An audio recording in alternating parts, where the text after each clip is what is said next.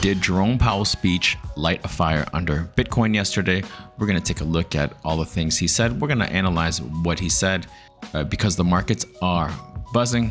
Liquidity is creeping back into the system, and crypto is ready to ride that wave. Obviously, we're going to take a look at the Bitcoin charts. We're going to take a look at the ETF performances. The performance recently, 3 days in a row of green. We haven't seen that in a while, so we're going to take a look at that and discuss that. And as always, we're going to take a look at my favorite 4 meme coin plays, see what the charts are telling us. Let's dive right in. Bitcoin right now up here at 86,000, really close to approaching this descending line, where that's going to be like the next battle. I thought next week we were gonna try to break through, okay, at least attempt it, but it could be that today and tomorrow we might touch it. Depends on what happens today. Trump is actually giving a speech right now. It'll probably be relatively bullish on a crypto summit in New York, I believe. So we'll see what information comes out of there. Speculation is that he might reduce capital gains taxes on Bitcoin and crypto down to 0. That would be bullish. I could definitely see if he says something like that, this market try to break past 88,000, this area of resistance, 88,400 today, break through, maybe have a body over, and that would be awesome. But if not, then I do think next week we will make an attempt when this thing is at 87, okay, 87,000 and starting to go under. I think it would be easier for it to kind of break through, kind of just walk right over, all right, and that would be good. We want to see that. We want to see that over this line. We want to see it break and start moving towards the upside, right? Let's go over what key points from Powell's speech last night. Okay, so as I'm sure you know, rates were kept unchanged, okay, 4.25 to 4.5, which stabilized the markets. This was important right here, QT slowdown.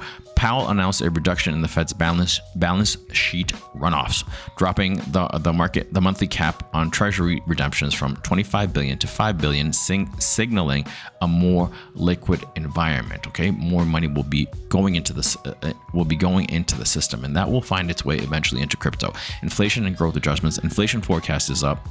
Core PCE to 2.8%, growth down. GDP to 1.7. So their adjustments that they've made have been to the downside. Powell linked inflation to tariffs, but remained calm.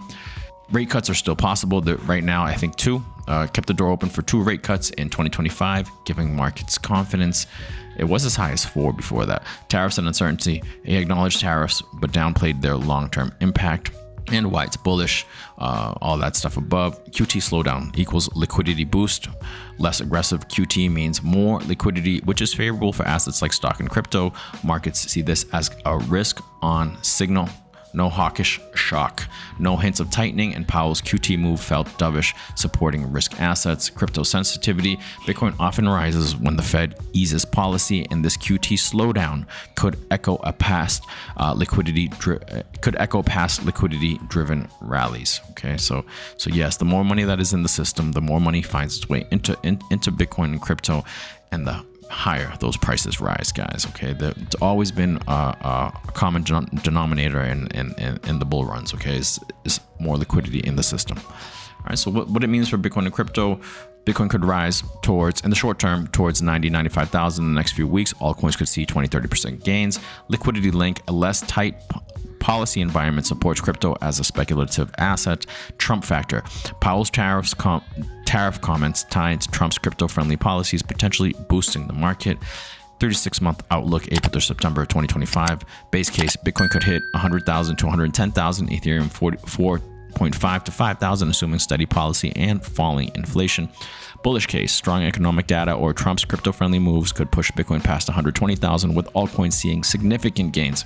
The bearish case, if inflation stays above 3%, Bitcoin might dip to 65,000 to 75,000. And the bottom line, the QT slowdown is a win for crypto, providing a boost in liquidity. Bitcoin is set for potential gains through mid-2025, especially if macro conditions align. So let's hope that they do. Right, as we see Bitcoin kind of dropping right now.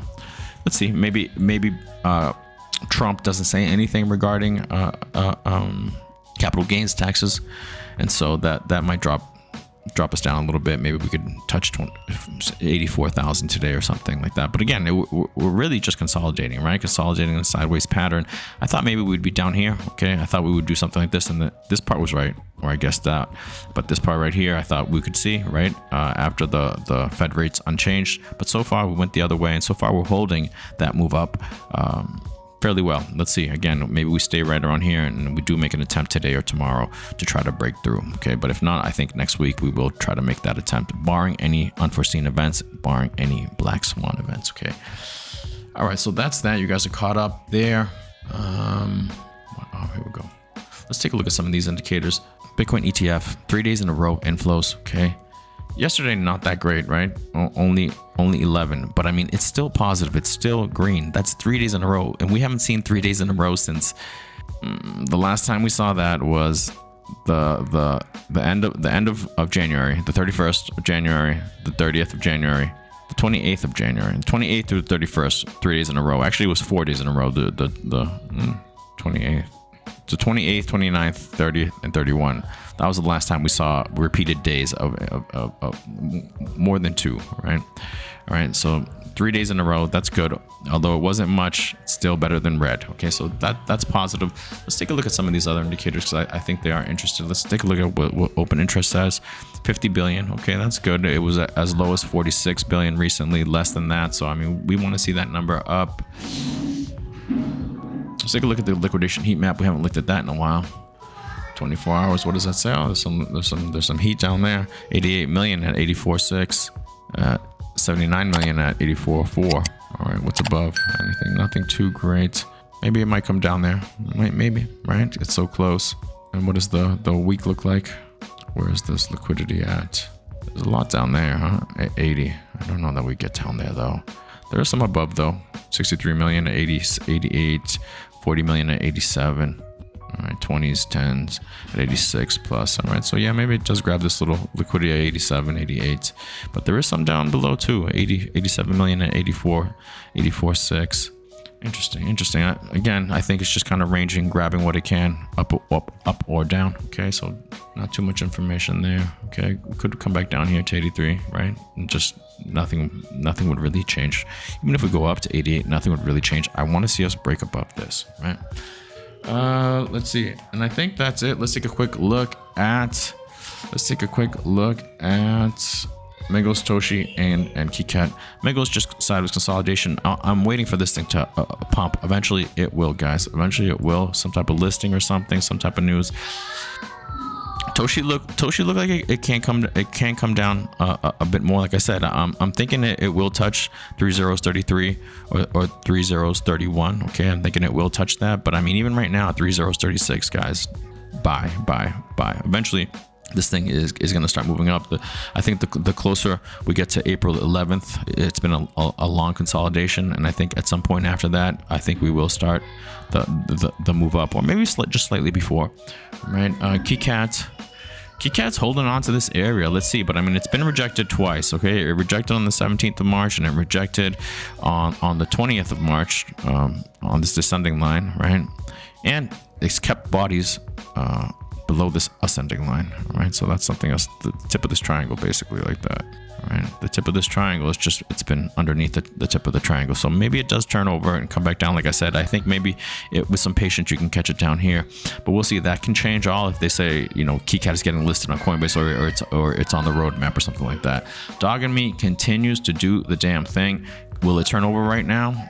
I don't know. The only way I see it turning over is if it, again, if it does something, if Coinbase does what they did with Clanker, is that they put on the roadmap and then they haven't done anything, they haven't listed it yet. Okay, so if we do see that, then yeah, people will get bored and this might be it. But barring that, I'm waiting for another move up here at 0079. Okay, I think once it hits there, I would take half my position out and then just hold and wait.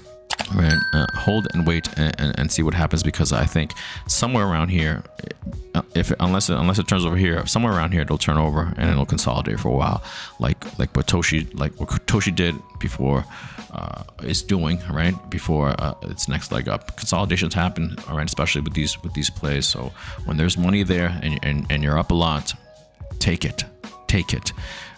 Leave half in if you want, or whatever number you feel comfortable with, but take it and then just wait. Sit on your hands for a little while. There's still time. Okay, I think that would be the best way to play it. But things are looking good, guys.